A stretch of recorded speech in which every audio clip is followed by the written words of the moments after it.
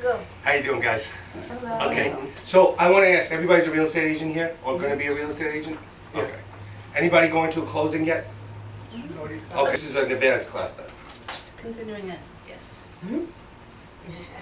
Okay, so if all of you are real estate agents, then has anybody come up with the problem of having a CO? Or having a variance? Or something like a kitchen? Okay. Anybody understand what a variance is? There are three things that I want to talk to you about here today. I'm going to make it a quick session, but I want to talk about three things. One is a variance, one is a legalization, and one is the code enforcement, okay, and how that works, okay? Real quick. So, anybody understand what a variance is? I do. No. Silencio. Anybody? No quiero. So you guys go to the closing, even though she voiced out that you're all agents, but nobody knows what a variance is? What needs to be done? Okay. They know what a variance is, but have they come across it? Anybody? Anybody have their own house here? Anybody try to build on their own house? Yeah. And did anybody ever get a permit for that house? Yes. Okay, now tell me, in that permit, was there anything that needed to be done with the variance? Were you over a setback? Were you over in any kind of way doing something where the town had to go to zoning? Yes. I got it, I paid it. You know, okay. So a variance is this, okay? It is when they have a plot of land, the first thing that we do is we get a survey. Am I correct? That's our first thing. What I do usually, okay, is a FOIL. Does anybody know what a FOIL is? I do. Again. FOIL. Freedom of Information Act. But it'll give you the documents. If you request them, they are under obligation to give you those documents. Okay? So there's your first tidbit of information, okay, that you can use for the future. So basically, after a FOIL, you'll probably, the first thing I'm going to look for is the survey. Okay? I got to look at the survey and I have to see what's on the property. Okay. So now, let's say, what's your name? Janet. Janet, let's say I look on your survey and it was way back and you bought a little shed from Home Depot and you put it in the back. Okay? Is that shed going to show up on the survey? If they do a new one? Now it will. It will. If they do a new survey, will that shed show up? No, unless I report, like, I go to make it legal, right? But wait a second, wait a second. I have a question. It's a shed she buys at Home Depot. It's movable. It's personal property. You're incorrect, okay? That will show up on a survey. No matter how big, if it doesn't have footings, it doesn't have the proper building, I don't care if it's Home Depot, okay? It's one of those big plastic, you know the ones that you can throw them down, you can just kick them and they fall down. Right. But that will come up on the survey, and you will have to get a seal for that. Are you Okay? serious? I am dead serious. That's why I'm here to tell you these things, okay? To make your deal. I'll tell you what happened to me, Tina, right now. I had a place in Roslyn, okay? The guy had a survey. Get one thing very clear with you guys, okay? When you go to closing and you ask for a survey, that is called a title survey. That has nothing to do with the town. That is not acceptable to the town. They're not going to take that. Do you realize that? That is a title survey, and nothing is called out. Now, called out means that the fence height is called out, the materials are called out, everything is called out, okay? Not on the title survey. So when your surveyor comes, after I got that FOIL, and saw your already existing property, you bought a shed from Home Depot, you put it there, he's gonna draw it in there. Now, you're gonna have to get plans from your architect. Draw everything. It's like, please. So, They're gonna break the floor. And I'm gonna show you, I'm gonna send you guys a video, or I think I sent it to you, right? You'll see exactly what I'm talking about. I made a whole presentation of the illegal stuff that goes on. You guys will be very interested in seeing that. If you wanna write it down, I can give you my website address. It's expeditingli.com. Isn't it on here? That's it. No, not that. Expeditingli.com. Watch that video, and you will totally see what's going on here, okay? Well, We're talking about variances, and we're talking about the fact that some things are legal or some things are not. I'm gonna split this into 3 sections so we don't go crazy and just stay on one subject. Let's say, okay, variances is here. Anybody have any questions about a variance? What are variances? Go ahead. About the 6-feet fence. Okay. Without permit. Yes, you have to get a permit, and you have to get. Now, wait a minute. Wait. You don't need a variance, okay? But you need to you have to get a permit. Permit. Correct? Okay? But if the fence violates anything in the setbacks, then you need a variance and a permit.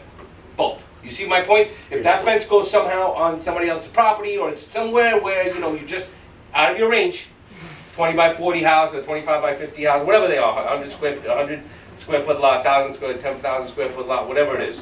Number 2, okay? Legalizations. So we touched on it, okay? Anybody has gone into a basement where it's finished and it has a kitchen? Okay. What was the situation there? Tell me. Did you sell the house? Yes. How?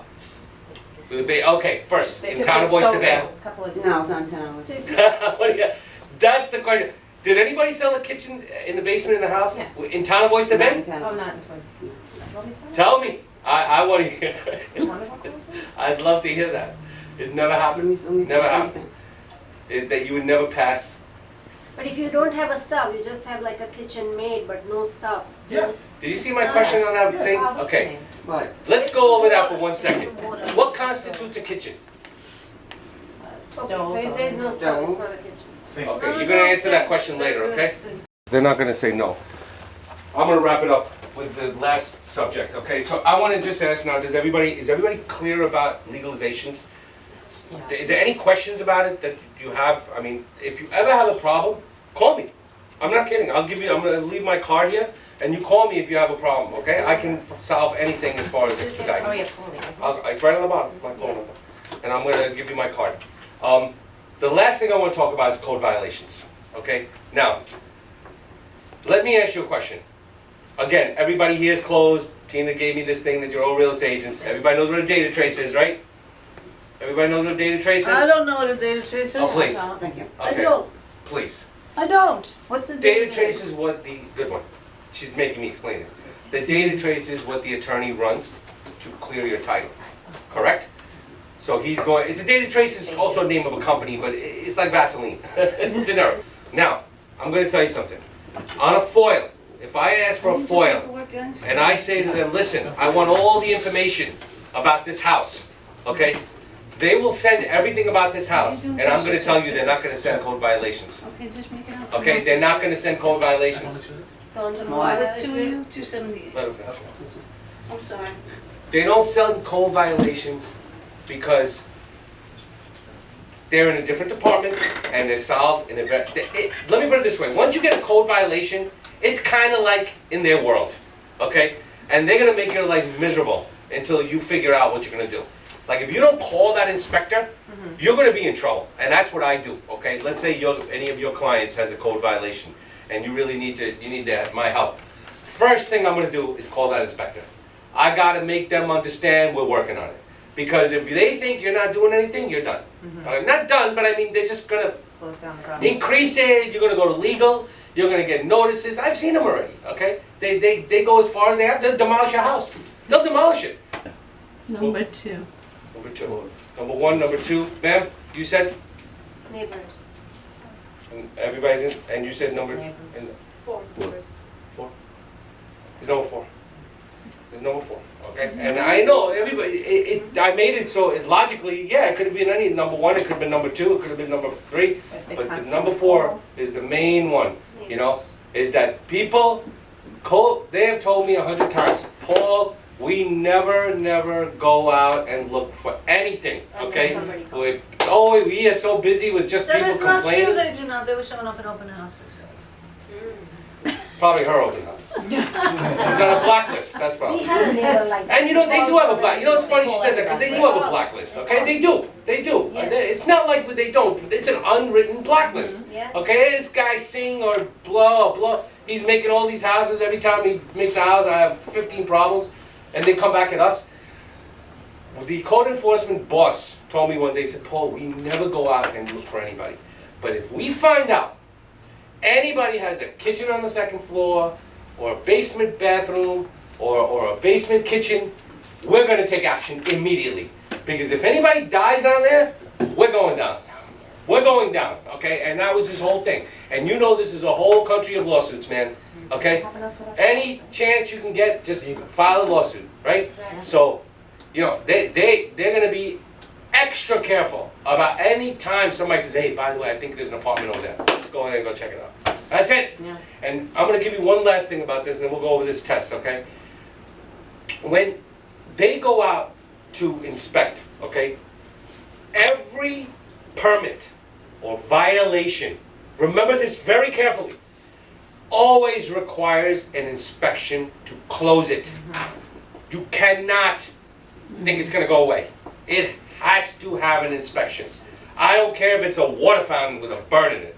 If it needs a permit, the guy's gonna come there and he's gonna look at it, okay?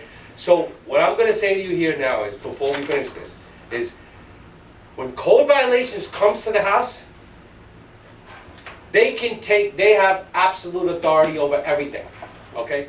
And explain. Let's just see if you learned something here and keep this. There you go. So, I'm gonna ask everybody this question, I want everybody to give me an answer, okay? What could not create a variance application for the property? A deck over zoning setbacks? A fence under 4 feet height? A shed on your property? A detached garage on your property? Ma'am? Miss? Number D. Sir, when you get a chance, tell me.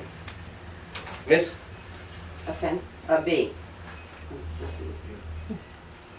Miss? What means fence? Continue. Sir? Oh, fence. B. B? Sir? It is B. B? It's B. B? Correct. Fence under 4 feet height doesn't require variance, okay? You can put that in the front, but you go any higher, you have to get it anywhere, all the way around, okay? And you have to call out the material, okay? What is the definition of a kitchen in any part of the house? You got it, right? See, that's why I taught you this, right? 4. And what generates the most code violations? The neighbors. And number 4, the last one? Number 4. Yeah, thank you. I appreciate that. Number 4 is the answer for the last one, okay? I hope everybody enjoyed that. We enjoy. Okay, Thank you. take my Yeah, card. they're all